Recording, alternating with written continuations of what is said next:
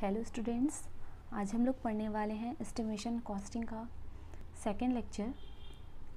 जैसा कि last lecture में हमने देखा था, एस्टिमेशन कॉस्टिंग का एक बेसिक इंट्रोडक्शन, उसका क्या पर्पस होता है, उसके क्या क्या एलिमेंट्स होते हैं, इन तीनों चीज़ों के बारे में डिस्कशन किए थे।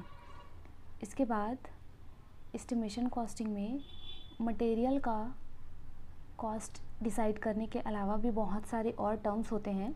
उन टर्मिनोलॉजीज़ को भी देखेंगे, कौन कौन से टर्म्स होते हैं। चलिए देखते हैं।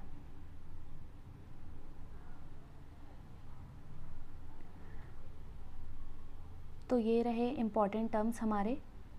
फर्स्ट है ओवरहेड चार्जेस, सेकंड है कंटिंजेंसी चार्जेस, थर्ड है लेबर चार्जेस, मतलब वर्कर्स को पे करने वाला चार्ज, फोर है स्टोरेज चार्जेस, फिफ्थ है कैलकुलेशन ऑफ मटेरियल कॉस्ट, कि मटेरियल के कॉस्ट को कैसे कैलकुलेट करते हैं, सिक्स्थ है calculation of labour charge, labour charge को कैसे कैलकुलेट करते हैं। ठीक है, तो चलिए डिटेल से देखते हैं एक एक करके। पहला हो गया ओवरहेड चार्ज।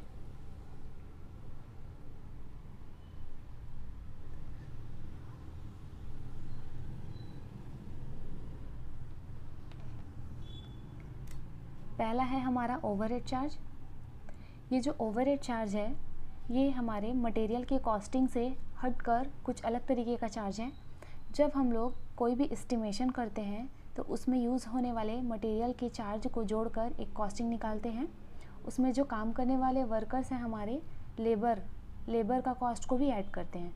तो उनके अलावा भी ऐसे कॉस्ट, ऐसे मूल्य जो हम लोग एडमिनिस्ट्रेटिव स्टाफ को किराए पर, ट्रैवलिंग एक्सपेंसेस में, जैसे कि वर्कर्स के लिए जो बसेस चलती हैं या फिर कोई भी व्हीकल चलता है, एडवर्टाइजमेंट, मतलब कोई भी कंपनी है वो अपने प्रोडक्ट का एडवर्टाइजमेंट करेगा इसमें, इंश्योरेंस में, कोई भी कंपनी चल रही है तो उसमें जो इलेक्ट्रिसिटी के सारे खर्चे आएंगे, कोई ऑफिस है वहाँ की इलेक्ट्रिसिटी के सारे खर्चे, वाटर सप्लाई एक्सेट्रा, ये सब जो एक्स्ट्रा चार्जेस आएंगे इन्हें हम कहते हैं ओवरहेड चार्जेस, ओवरहेड शुल्क। ठीक है, तो जो हम लोग मटेरियल का एक एस्टिमेटेड कॉस्ट निकाले रहते हैं और लेबर के एक्सपेंसेस दोनों को मिला के जो टोटल कॉस्ट होता है उसका लगभग 10 से 15% हमारा ओवरहेड चार्ज होता है।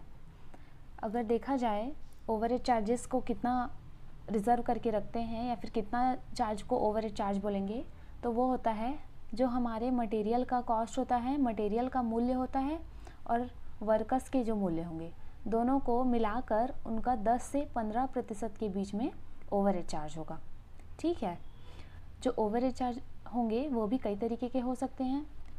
तो यहाँ पर हम देखेंगे कि ओवरहेड चार्जेस को दो भागों में बांटा गया है। कौन कौन से है देखते हैं। पहला है हमारा मेंटेनेंस ओवरहेड चार्ज। मेंटेनेंस मतलब रख रखाव, तो रख रखाव के लिए जो ओवरहेड चार्जेस, जो एक्स्ट्रा चार्जेस रहेंगे वो आएंगे मेंटेनेंस ओवरहेड चार्जेस के अंदर। दूसरा है एडमिनिस्ट्रेटिव ओवरहेड चार्जेस, मतलब प्रशासनिक विभाग में जो एक्स्ट्रा खर्चा होगा वो सब आएगा एडमिनिस्ट्रेटिव ओवरहेड चार्ज में। चलिए डिटेल से देखते हैं ये दोनों प्रकार के ओवरहेड चार्जेस को।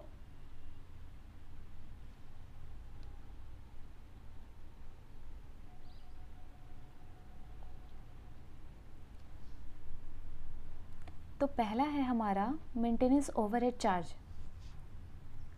This expenditure is on keeping the machine in working order, that is expenditure involve on spare parts of the machine which normally occur due to wear and tear of machine. कोई factory है, कोई industry है, जैसे उसमें जो भी machine चल रही है उनमें सडन कोई भी छोटा मोटा जो खराबी आ जाता है, छोटा मोटा फॉल्ट आ जाता है, उसके कोई पार्ट्स डैमेज हो जाते हैं, कोई पार्ट्स ख़राब हो जाएंगे उसमें, तो उसको तुरंत उसको चेंज करने के लिए जो खर्च आएगा, जैसे उनके स्पेयर पार्ट्स को चेंज करने में या फिर उस मशीन के रख रखाव में, जैसे ऑयलिंग में या फिर कुछ भी चीज़ में, छोटी मोटी चीज़ों में, तो ये सारे जो आएंगे मेंटेनेंस के अंदर आएंगे, क्योंकि एक मशीन को वर्किंग मोड में रखने के लिए है।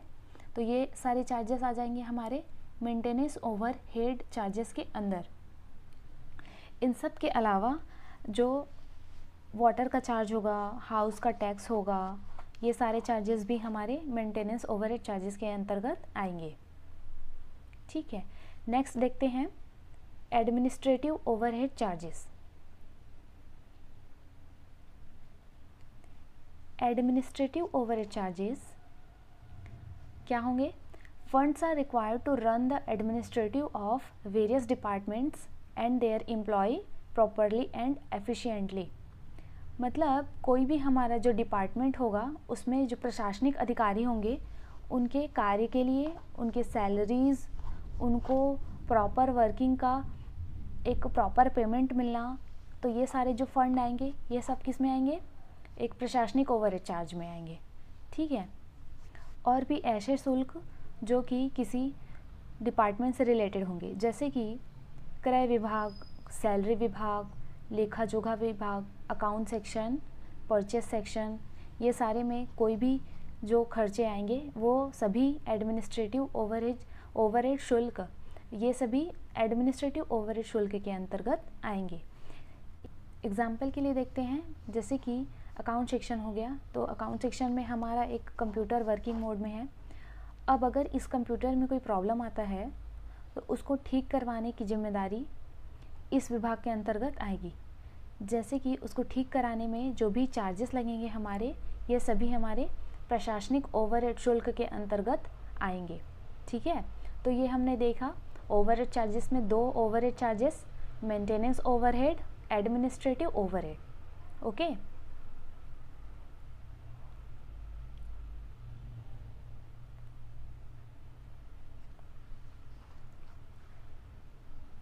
अब हम देखते हैं एक सेकेंड टर्म है जो है कंटीजेंसीज या फिर कंटीजेंसी चार्ज। कंटीजेंसीज का मतलब होता है आकस्मिक, कंटीजेंसी चार्ज का मतलब क्या हुआ? आकस्मिक शुल्क। मतलब ऐसी चीज़ें जिसके लिए पहले से कैलकुलेशन नहीं रहता, जो अचानक से कोई जो खर्च आता है वो सारे खर्च आएंगे कंटीजेंसी शुल्क के अंदर। ठीक है, जैसे हम किसी भी प्रोजेक्ट में देखते हैं, किसी इलेक्ट्रिकल प्रोजेक्ट, किसी इंडस्ट्री वगैरह में जहाँ पे काम चल रहा है, तो अचानक से वहाँ कोई इमरजेंसी खर्च जो आ जाएगा, तो ये सारे जो खर्च होंगे ये मटेरियल कॉस्ट और लेबर कॉस्ट, मटेरियल का खर्च और लेबर का खर्च, इन दोनों से हट कर होगा जो कि अचानक से आएगा। तो ये जो भी सडन कॉस्ट होंगे जिसका कोई पहले से प्लानिंग नहीं होगा कि ये सारे खर्च होने वाले हैं, ऐसे चार्जेस को हम लोग बोलेंगे कंटीजेंसी चार्ज, आकस्मिक व्यय। आकस्मिक मतलब सडन होने वाले खर्च को बोलेंगे कंटीजेंसी चार्जेस। ये जो है एडिशनल इमरजेंसी एक्सपेंसेस होते हैं। This additional emergency expenses may be due to any reason such as increase in cost of material और labour rates etcetera. Such additional expenses are called contingencies. मतलब ये जो हमारे इमरजेंसी के खर्च होंगे ये कुछ भी हो सकते हैं, जैसे कि मान लीजिए हम लोग एस्टिमेशन के समय मटेरियल का जब भी एस्टिमेशन कर रहे थे तो उस समय किसी मटेरियल का चार्ज एक फ़िक्स अमाउंट रहा होगा। अब जब प्रोजेक्ट कंटिन्यू बनते जा रहा है, उस पर काम चलते जा रहा है, बाद में उस मटेरियल का कॉस्ट मान लीजिए इंक्रीज़ हो जाता है। मान लीजिए पहले लेबर का कॉस्ट, मान लीजिए एक लेबर का कॉस्ट 300 रुपीज़ पर डे रहा होगा पहले जब हम लोग एस्टिमेशन किए थे, लेकिन बाद में उस लेबर का कॉस्ट 320 हो गया होगा। तो ये सारे जो एक्स्ट्रा खर्चे आएंगे जिसका पहले से प्लानिंग नहीं होता, वो सभी कंटीजेंसी शुल्क के अंतर्गत आएंगे, कंटीजेंसी चार्जेस के अंतर्गत आएंगे।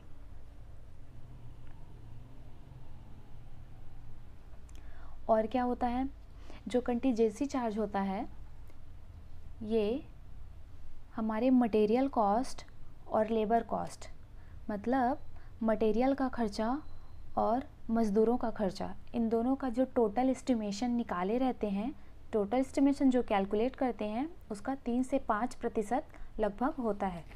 आकस्मिक व्यय जो है हमारा मटेरियल के कॉस्ट के और लेबर के कॉस्ट के दोनों के टोटल का 3 से 5% के बीच में होता है। This amount fully compensated the additional material cost labour cost and other allied expenses which could not be considered.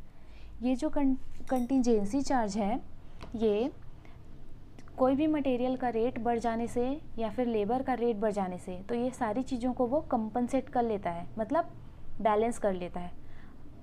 जो हमारा प्रोजेक्ट का जो भी ओनर रहेगा, प्रोजेक्ट को जो ऑपरेट करा रहा है, उसके ऊपर एक्स्ट्रा बर्डन नहीं पड़ेगा, क्योंकि उसने पहले से ही कंटिजेंसी चार्ज के रूप में उसने पहले से ही कंटिजेंसी चार्ज के रूप में एक अलग अमाउंट सेव करके रखा हुआ है, जो कि ऐसे समय में काम आएगा जब मटेरियल का कोई रेट बढ़ जाएगा या फिर लेबर के रेट बढ़ जाएंगे, तो ये सारी चीज़ें एक्स्ट्रा जो भी खर्च आएगा वो सब कंटिजेंसी चार्जेस से बैलेंस हो जाएगा। This expenses may be due to natural calamities such as floods, earthquake, storms etcetera. ये जो खर्च होने वाले हैं, एक्स्ट्रा खर्च जो अचानक आने वाले हैं, आकस्मिक व्यय बोल सकते हैं। ये आकस्मिक व्यय कुछ भी हो सकता है, जैसे कि बाढ़ आ गया या फिर अर्थक्वेक आ गया, भूकंप, स्टॉर्म्स आ गया, तूफान आ गए, कुछ भी चीज़ों की वजह से प्रोजेक्ट में कोई भी नुकसान होता है या उसमें खर्च बढ़ जाता है, तो ये सारे खर्च हमारे कंटिजेंसी चार्जेस के बेसिस पे बैलेंस हो जाएंगे। इन सब चीज़ को बैलेंस करने के लिए कुल मिला के कंटिजेंसी चार्ज जो है वो डिसाइडेड होता है। तो ये हो गया हमारा कंटिजेंसी चार्ज, जो कि क्या है, एक तरीके का आकस्मिक व्यय है, सडन एक्सपेंस। नेक्स्ट देखते हैं, चलिए।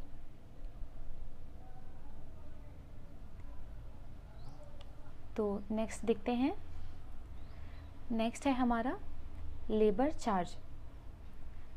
लेबर चार्ज मतलब मज़दूरों को दिए जाने वाला शुल्क। अब ये जो है मज़दूरों को पे करने का डिफरेंट तरीका हो सकता है, डिफरेंट मेथड हो सकते हैं। तो हमारे पास क्या है, हम लोग पढ़ेंगे दो तरीके का मेथड। एक है इलेक्ट्रिकल पॉइंट मेथड और दूसरा है fixed percentage method. Electrical point method, first है इलेक्ट्रिकल पॉइंट मेथड। तो देखते हैं electrical point method. This very simple method for the determination of the labour charge for a project. मतलब किसी भी प्रोजेक्ट में लेबर चार्ज को डिटरमाइन करने के लिए ये सबसे इजी तरीका होता है इलेक्ट्रिकल पॉइंट मेथड। इस सिस्टम में क्या होता है, हमारा कोई बिल्डिंग जो बन रहा है, कोई बिल्डिंग इंस्टॉल हो रहा है, उसमें जितने भी नंबर ऑफ पॉइंट्स काउंट होंगे, मेन बोर्ड, स्विच बोर्ड, ये सारे मिला के, जैसे कि कोई फ़ैन का हम लोग को कनेक्शन करवाना है, तो उसमें कम से कम फ़ैन है, फ़ैन का एक स्विच है, उसमें एक रेगुलेटर है, तो 3 to 4 पॉइंट उसका काउंट होगा। एक सिंगल स्विच लगवा रहे हैं, 2 पॉइंट काउंट होगा स्विच बोर्ड का। तो ये सारी चीज़ें, तो जितने पॉइंट्स काउंट होंगे उसके हिसाब से अगर लेबर को पेमेंट करेंगे, पॉइंट्स की कैलकुलेशन के हिसाब से, तो ये जो है तरीका आएगा इलेक्ट्रिकल पॉइंट मेथड। इस तरीके का जो लेबर पेमेंट का चार्ज होगा, लेबर पेमेंट होगा, वो इलेक्ट्रिकल पॉइंट मेथड के अंतर्गत आएगा। जैसे कि हमारा गवर्नमेंट बिल्डिंग हो गया, तो इस गवर्नमेंट बिल्डिंग में हमको अगर इलेक्ट्रिकल इंस्टॉलेशन कराना है, मतलब इलेक्ट्रिकल कनेक्शंस कराना है, तो हम लोग किसी कॉन्ट्रैक्टर को अप्रूव करेंगे और उसे लेबर के चार्जेस के हिसाब से पेमेंट कर देंगे। ठीक है। जैसे कि प्राइवेट बिल्डिंग्स हो गए, तो इन प्राइवेट बिल्डिंग्स के केस में हम लोग क्या करेंगे, किसी भी ट्रेंड वायरमैन को चूज़ करेंगे और उसको पर डे के हिसाब से या फिर जो भी उसका रेट रहेगा उसके हिसाब से लेबर पेमेंट करेंगे। तो ये हो गया इलेक्ट्रिकल पॉइंट मेथड। ये जो इलेक्ट्रिकल पॉइंट मेथड है, मेनली इसमें क्या होता है, जो भी हमारे इलेक्ट्रिकल टेक्नीशियन होंगे वो जितने भी पॉइंट्स का सेटअप करेंगे, जितने भी पॉइंट का कनेक्शन करेंगे बिल्डिंग में, तो उसके हिसाब से हम इसमें चार्ज काउंट करेंगे। ये देखिए, इस टेबल से हम लोग आसानी से समझ सकते हैं। जैसे कि एक मेन बोर्ड के कनेक्शन में, जैसे कि एक मेन बोर्ड है और इसमें हम लोग का नंबर ऑफ़ पॉइंट्स अगर 1 है और अगर एक पॉइंट के कनेक्शन के लिए 20 रुपये का चार्ज लगता है, तो मेन बोर्ड के कनेक्शन में टोटल 20 रुपये का खर्च आ जाएगा। 2 स्विच बोर्ड है मान लीजिए, और हर स्विच बोर्ड में 2 पॉइंट्स कैलकुलेट होंगे, 2 पॉइंट का कनेक्शन करना होगा, तो टोटल नंबर ऑफ पॉइंट कितना हो जाएगा हमारा 4।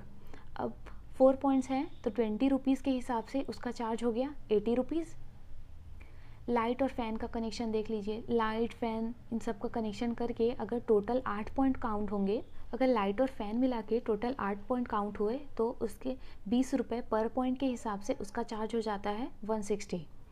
तो इन डिफरेंट वर्क के चार्जेस को टोटल जोड़ लिए हम लोग, तो हो गया टोटल लेबर चार्ज 260। तो इस तरीके से जितने नंबर ऑफ पॉइंट का उन लोग कनेक्शन करेंगे उस हिसाब से लेबर कॉस्ट करेंगे। तो ये आ जाएगा इलेक्ट्रिकल पॉइंट मेथड में। अब सेकंड मेथड देखते हैं। सेकंड मेथड क्या है? Fixed percentage method. Fixed percentage method, जैसा कि इसके नाम से ही क्लियर है, फिक्स्ड परसेंटेज।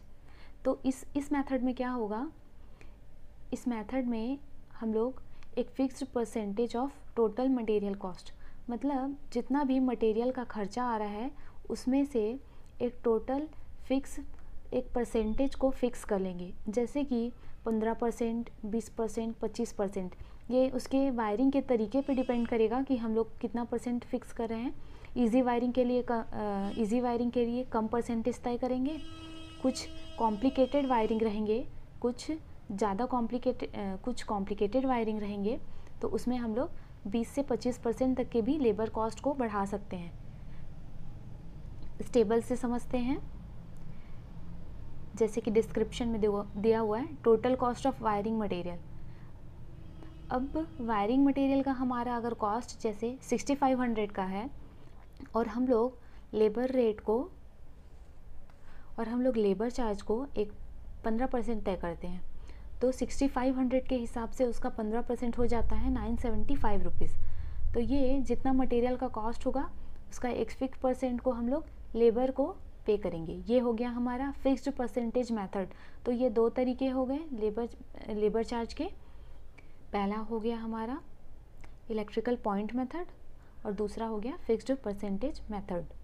ओके, तो ये होता है हमारा लेबर चार्ज। तो आज के लेक्चर में हमने क्या क्या देखा? पहला देखा ओवरहेड चार्जेस, दूसरा देखा कंटिजेंसी चार्जेस और थर्ड देखा लेबर चार्जेस। तो आज के क्लास में हम इन तीनों टर्म्स के बारे में डिटेल से पढ़ चुके हैं। अब बाकी के जो टर्म्स हैं उसे हम लोग नेक्स्ट क्लासेस में देखेंगे। आज के इस तीनों टॉपिक को आप एक बार नोट कर लीजिए और उसे एक बार रिमाइंड कर लीजिए। बाकी सारे टॉपिक्स को नेक्स्ट क्लास में स्टडी करेंगे। Thank you.